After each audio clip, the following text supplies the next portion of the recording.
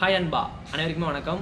இன்றைக்கி நம்ம பார்க்க போகிறது பார்த்தீங்கன்னா, மேடு பெயிண்ட் பைக்கை வந்து நம்ம எந்த மாதிரி மெயின்டெனன்ஸ் பண்ணணும், கிராச்சஸ்லாம் ஆகாமல் எப்படி பார்த்துக்கணும், அப்படியே கிராச்சஸ்லாம் ஆனாலும் அதை எப்படி சரி பண்ணணும் அப்படிங்கிற பற்றி தான் இன்றைக்கி நம்ம பார்க்க போகிறோம்.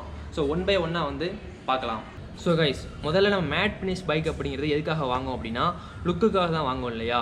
ஆனால் அதில் பார்த்தீங்கன்னா தூசி அந்த மாதிரி படும்போது ஸ்க்ராச்சஸ்லாம் அதிகமாகிடும். ஸ்க்ராச்சஸ்லாம் அதிகமானாலே பார்த்தீங்கன்னா பைக்கோட அந்த லுக்கு வந்து போயிடும்.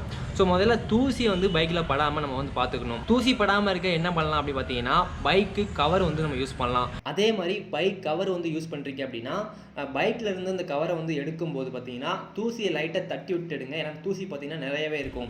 ஸோ பைக் கவரை நீங்கள் எடுக்கும்போது பார்த்தீங்கன்னா தூசியை வந்து தட்டி விட்டு தான் எடுக்கணும். இல்லைனா திரும்பியும் பார்த்தீங்கன்னா அந்த தூசிலாம் வந்து பைக்கில் போய் ஒட்டிக்கும். இந்த பைக் கவரை வந்து என்ன ப்ரைஸ் அப்படின்னா, நான் வாங்கினது பார்த்தீங்கன்னா 850 ரூபா வந்து வந்துச்சு. நீங்கள் வந்து ஒரு 1000 ரூபாய்க்குள்ளேயே வந்து வாங்குங்க. அதாவது ஒரு 600 ரூபாயிலிருந்து 1000 ரூபாய்க்குள்ளேயே வந்து வாங்குங்க. அதுக்கு அதிகமாக போக வேண்டாம், அதுக்கு கம்மியாக வர வேண்டாம்.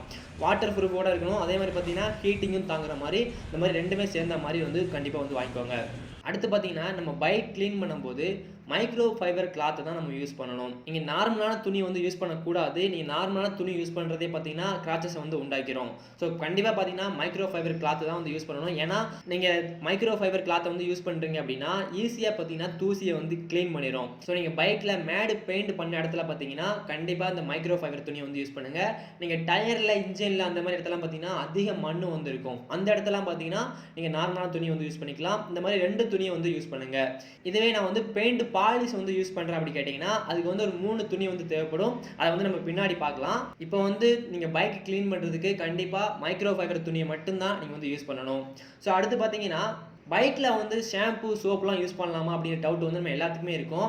அது வந்து பார்த்தீங்கன்னா காருக்கு யூஸ் பண்ணுற ஷாம்பு வந்து நம்ம யூஸ் பண்ணலாம். ஆனால் நார்மலாக நம்ம வீட்டில் யூஸ் பண்ணுற ஷாம்பு வந்து நம்ம யூஸ் பண்ணிடக்கூடாது.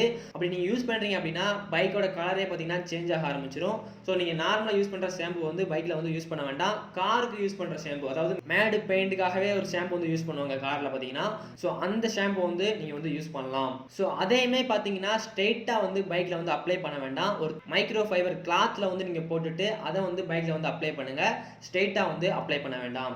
ஸோ அடுத்து பார்த்தீங்கன்னா, மேட் பெயிண்ட் பாலிஷ் வந்து நம்ம யூஸ் பண்ணலாமா கேட்டிங்கன்னா, கண்டிப்பாக வந்து யூஸ் பண்ணலாம். அது வந்து எந்த பிரச்சனையுமே வராது. இது வரைக்கும் யாருக்கும் வந்து பிரச்சனை வந்து வந்தது கிடையாது. அதனால் பார்த்தீங்கன்னா மேட் பெயிண்ட் பாலிஷ் வந்து கண்டிப்பாக வந்து யூஸ் பண்ணலாம்.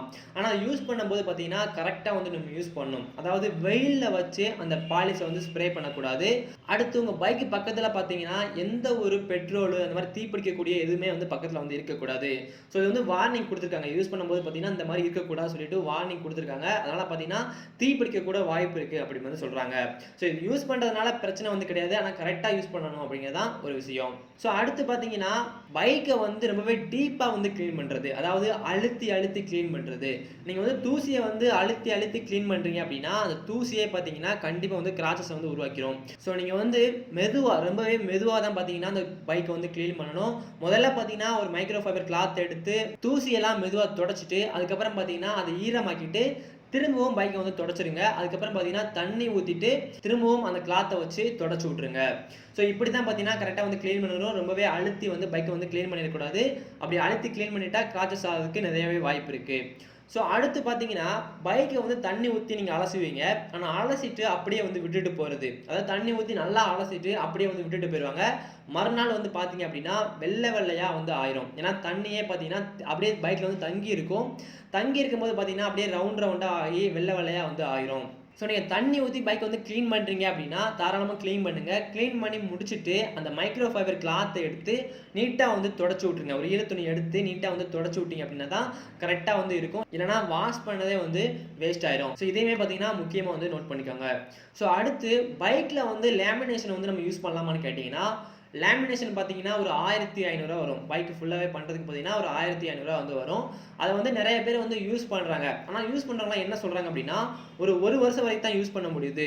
1 வருஷம் தாண்டி போச்சு அப்படின்னா அந்த கலர் வந்து கொஞ்சம் கொஞ்சமாக எல்லோ கலரில் ஆக ஆரம்பிச்சு, ஸோ பைக்கோட லுக்கே பார்த்தீங்கன்னா போக ஆரம்பிச்சிருது அப்படி சொல்லி சொல்கிறாங்க.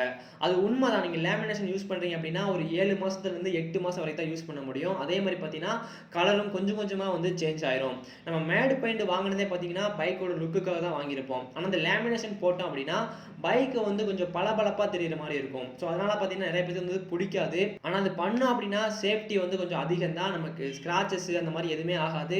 நம்ம எப்படி வேணாலும் க்ளீன் பண்ணிக்கலாம். ஆனால் பைக்கோட லுக்கு பார்த்தீங்கன்னா கொஞ்சம் வந்து கண்டிப்பாக வந்து சேஞ்ச் ஆகும். மேட் ஃபினிஷ் பைக் மாதிரி இருக்காது. கொஞ்சம் பார்த்தீங்கன்னா பைக் வந்து சேஞ்ச் ஆகும். ஆனால் எனக்கு சேஃப்டி தான் பைக்கில் வந்து முக்கியம் அப்படின்னு சொல்லி யோசிக்கிறவங்க கண்டிப்பாக பார்த்தீங்கன்னா நீங்கள் லேமினேஷன் வந்து போட்டுக்கலாம்.